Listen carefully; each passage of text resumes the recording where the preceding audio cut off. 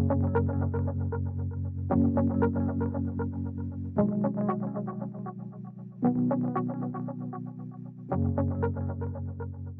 good evening, everybody. I'm really excited to be here this evening for the Measured Medicine Scientific Approach to Tincture Making.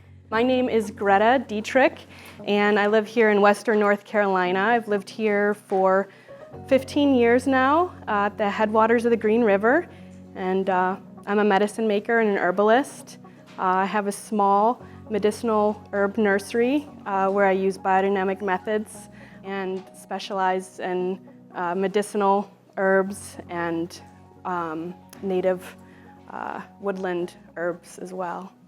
So this evening we're here to talk about measuring medicine, and I would be curious to see how many people here are already making their own medicines. If you could raise your hand if anyone's nice. How many people here are growing their own herbs or wildcrafting? Wonderful, that's great. And then how many of you are probably using the folkloric method? Are you familiar with that term? If not, well, you'll learn this evening. Great, wonderful. All right, so we have been using plants, humans here on Earth, for a very, very long time. Our ancestors were much more connected to the natural world than we are, and much more connected to plants. And in this modern, there's a resurgence of people, I think with the herbal medicine and the herbal community, of people that are seeking to re-establish that connection to the green world. For 5,000 years of recorded medicinal history, I have some things up here where they have been integrating plant medicine through the ages. And of course, this really does predate history. Obviously, our ancestors have been eating plants to survive for a very, very long time. And eating plants is an incredible way to get the benefits of it and to get its medicine. Here we have a picture of distillation. It's such a great image. We have a lot of people involved distilling plants, and this is an image from the Hermetic, roughly about 1300 AD, where people really started. The alchemists were really taking plants and actively distilling them to get a stronger concentration. And from this time period, roughly, we start getting higher spirits, higher levels of alcohol. So we are all here tonight to learn about tinctures specifically. And a tincture is concentrated plant extract. And we use a solvent or a menstruum to extract the different constituents from the plant. So you'll hear, these are some terms, some chemistry, some like basic chemistry, just to get everyone on the same page that I'll use often this evening. So a solvent is, in the medicine making world, is referred to often as a menstruum, but they're kind of used interchangeably. And it's a liquid substance that dissolves a solute, resulting in a solution. All right, so why do we want a tincture? Preservability. Tinctures simultaneously, when you put the plant extracts in, are actively extracting these constituents that we want for medicine and preserving it at the same time.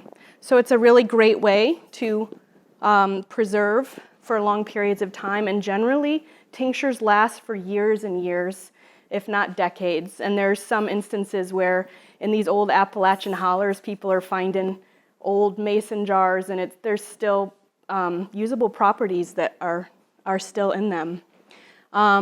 Another reason we like tinctures, and just so you know, when I'm referring to like a tincture right here, this is a 2-ounce dosage bottle. So this is really pretty portable. If you were traveling and you wanted to take your medicine, it's kind of a lot to bring everything, so this is really handy to have. your little dosage bottle, and it's discreet. You keep it in your bag. Potency too. Tinctures are highly concentrated in their medicinal medicine that's within them. And back to the time is to prepare it is you just have to take it out and take some drops, put it in some water, and it's fairly easy. The taste, sometimes we have some herbs that are really pretty bitter, and we don't want to sit there. I'm thinking of like a motherwort, if anyone's familiar with motherwort tincture or herb. Doing a tea and sitting there and having to drink a whole cup is kind of intense. So sometimes we'll take herbs that have a really strong flavor and put them, use them as a tincture. It's a lot easier, and especially with children too. It's easier for them to take their medicine if they don't have to drink all the tea. And traveling is back to the portability. And elimination, you're not sitting there having to drink a whole cup of tea. And let's say in the middle of the night you wanted to make tea because you were having trouble sleeping. Getting up and going to the kitchen and going through the whole process really takes away from the whole point of sleeping. So taking a tincture is really pretty helpful and allows you to sort of just roll over, take your medicine, and roll back to sleep. And you're not having to worry about getting up and having to go to the bathroom again later that evening as well. Okay. Examples of menstruums used in tincture making are alcohol, vinegar, and glycerin.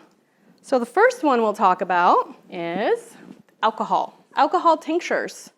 A lot of people prefer to use the higher percentage or higher proof of alcohol, which we call ethanol, referred to as an ethanol tincture.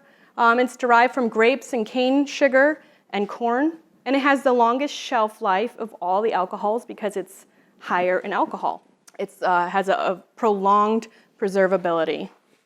100 proof, 50% vodka is really the most common and most accessible and is used by most home apothecaries.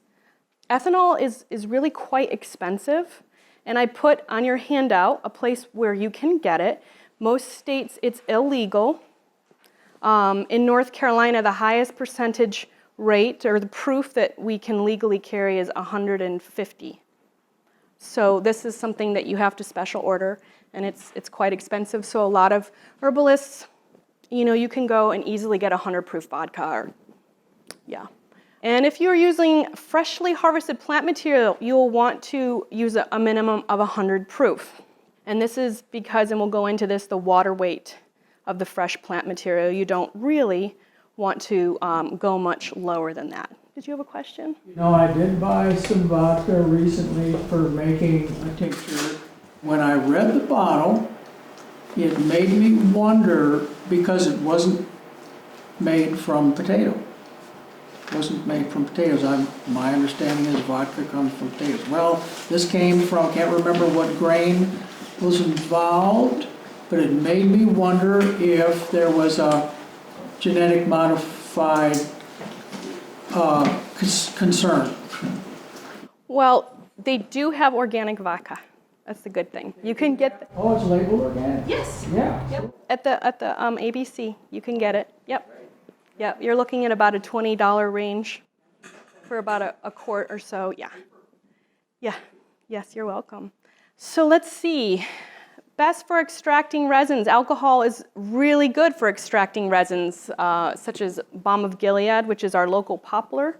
And it's really good for extracting essential oils, such as plants like rosemary and garden sage.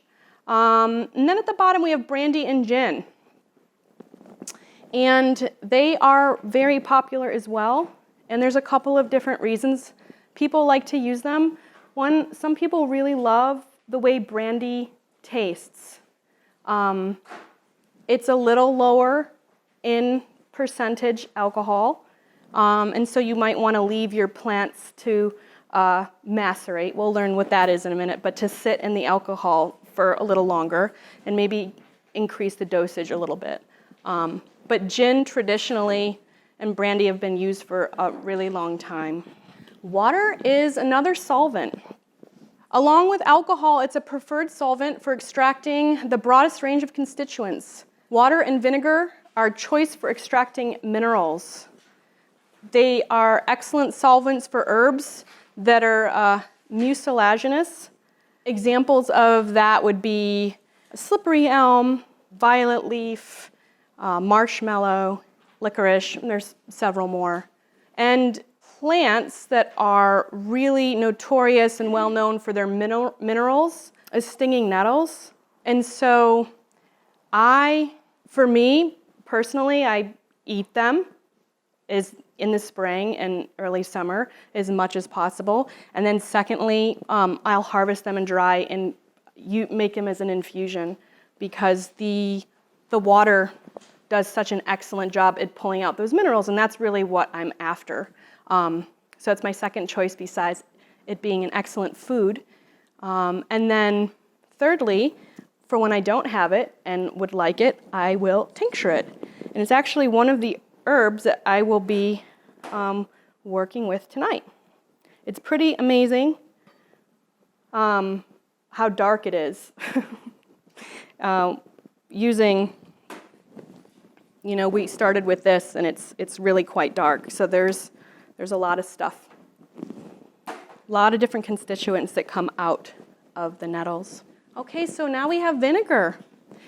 Vinegar is, like we had just mentioned, really good for extracting minerals, nettles, chickweed, violets.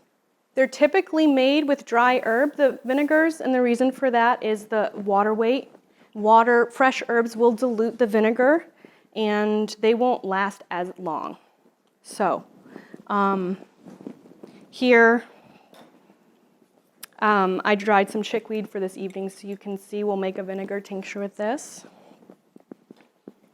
And I use apple cider vinegar, which you can pick up at any supermarket. This is really accessible.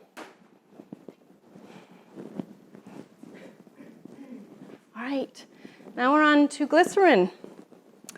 Glycerin is really great for children and elderly, or those avoiding alcohol. It was discovered in 1789 and was obtained by hydrolysis of vegetable fats. So it's a byproduct. It's clear and colorless, odorless, and it's very sweet.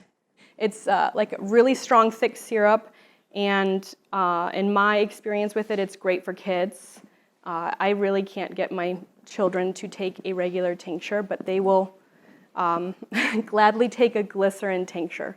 It has anti-fermentation properties, which aid in the preservation. The shelf life is about 14 to 24 months, and that's about the same for a vinegar tincture as well. And you can use dried or fresh herb. Okay. So there's two methods I'm going to go over tonight for tincture making. There's the Folkloric Method, which is really accessible to everybody. There's no math, and basically you're just chopping your fresh herb, or you're using dry herb, and you're placing them in a clean mason jar, covering with a tight lid, and you cover with alcohol. Label and place in a dark place for 4 to 6 weeks, and you shake it every day. Really easy. I was just going to exemplify this for you.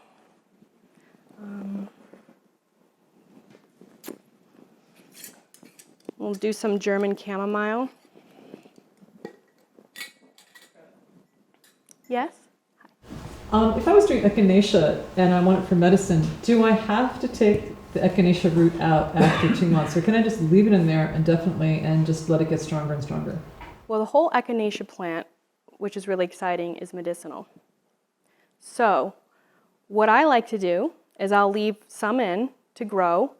I will, when I take it out, I can divide it and kind of put some of it back in and keep some. And then I'll harvest the stem, leaves, and flower. And they have really similar constituents throughout the plant.